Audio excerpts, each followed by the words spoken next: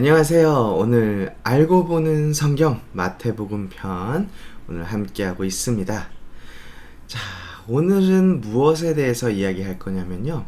마태복음에서 예수님을 어떻게 묘사하고 있는지, 그리고 마태복음의 인물들과 주제에 관한 이야기를 좀 나눠보겠습니다. 자, 마태복음에서 예수님은 처음 마태복음 시작할 때 말씀드렸던 것처럼 예수님은 메시아로 묘사가 됩니다.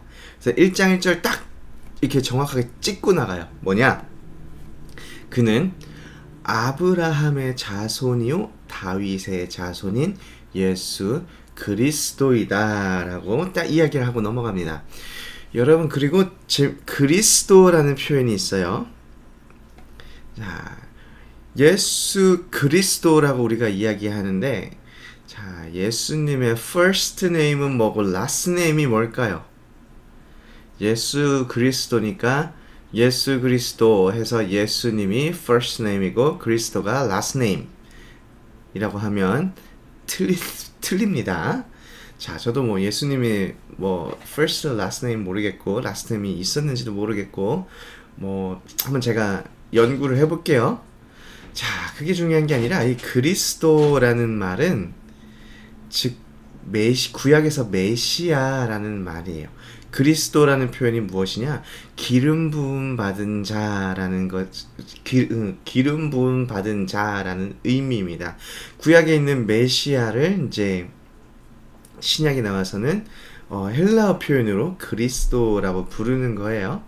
그래서 결국 메시아인데 그리스도는 기름 부음 받은 자인데, 구약에 보면은 누가 기름 부음 받음을 받았느냐, 말이 이게 잘 안 나왔는데, 자, 누가 기름 부음 받음을 받았느냐, 구약에서 보면은 왕이나 선지자 같은 사람들이 이렇게 기름 부음을 받았죠. 그래서 그리스도는 뭐 기름 부음 받은 자라고 말할 수 있지만, 우리가 예수 그리스도 할 때는 메시아로 기름 부음 받은 자인데, 이것이 무엇과 연관이 되느냐? 바로 우리를 죄악으로부터 구원하는 기름 부음 받은 자로 연결이 됩니다. 그래서 그리스도가 예수님의 last name이 아니라 메시아라는 의미를 가지고 있다라는 말입니다. 자, 그리고 마태복음을 보면은 다윗의 자손이라는 이 칭호를 9번이나 사용하고 있어요. 마가복음에서는 3번 등장하고 누가복음에서도 3번밖에 등장하지 않지만, 마태복음은 무려 9번이나 다윗의 자손이라는 말을 사용하고 있고요. 마태복음에서 예수님은 임마누엘로 이렇게 묘사가 됩니다. 임마누엘이 무엇이죠? 우리와 함께 계시는 하나님이에요.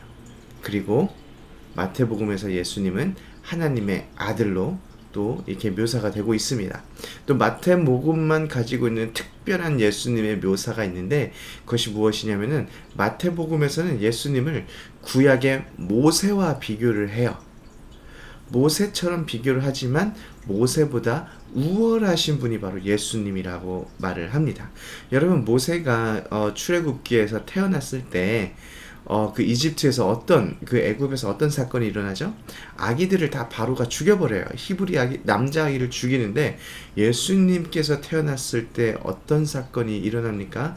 헤롯 왕이 갓난아기를 다 죽여버리는, 예수님이 태어난 그 베들레헴의 아이를 다 죽여버리는 사건이 일어납니다.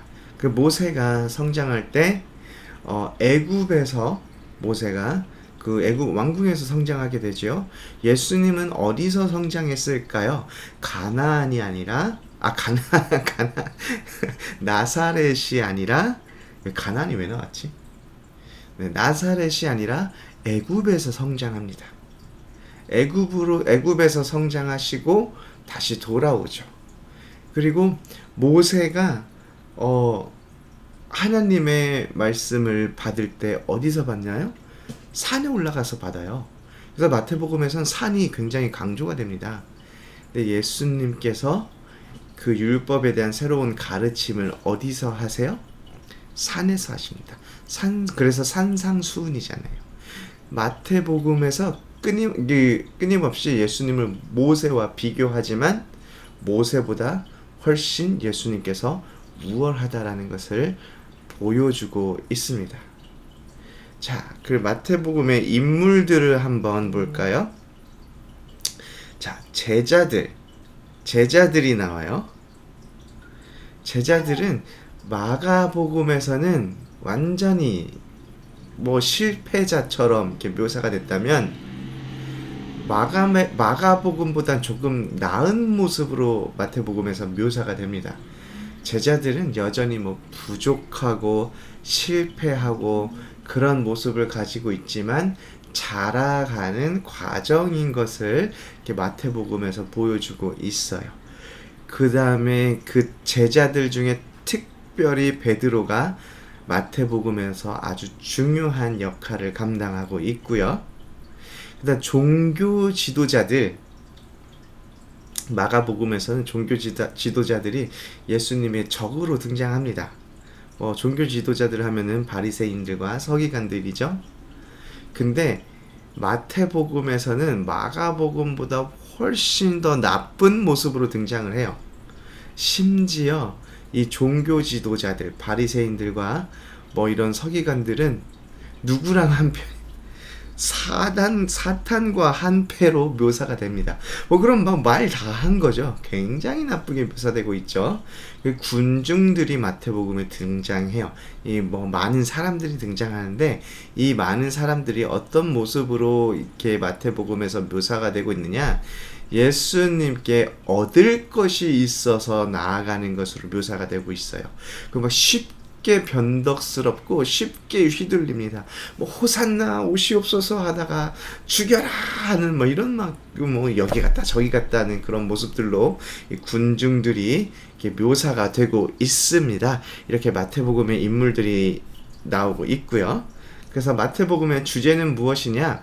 바로 약속의 성취, 구원사의 절정, 약속의 성취, 유대인들이 기다렸던 그 약속이 바로 예수 그리스도고 그 구원의 약속이 누구를 통해서? 예수 그리스도를 통해서 성취되었다라는 것이 마태복음의 굉장히 중요한 주제이고 역시 하나님의 나라가 등장합니다. 사실 사복음서의 모든 복음서에 하나님의 나라가 주제예요. 등장합니다. 그래서 여기서는 이 하나님의 나라라는 하나님의 이름을 사용하는 대신 좀 더 부드러운 표현인 하늘나라라고 불러요.